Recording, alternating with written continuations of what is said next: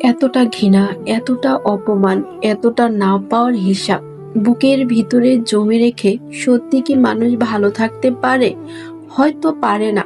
বাহির থেকে হাসে, স্বাভাবিক থাকার অভিনয় করে, কিন্তু গভীর রাতে নিজের সাথে হেরে যায়।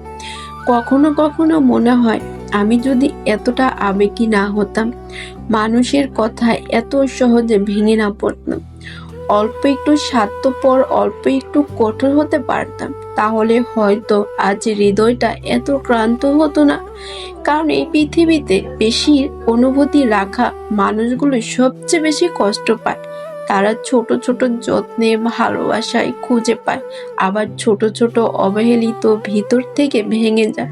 তবুও তারা কাউকে ঘৃণা করতে শিখেনি, শুধু নীরবে নিজেকে দোষ দিতে থাকে। শেষ পর্যন্ত বোঝা যায়, কঠোর মানুষরা হয়তো কম কাঁদে, কিন্তু আবেগী মানুষরা সবচেয়ে বেশি ভালোবাসতে জানে।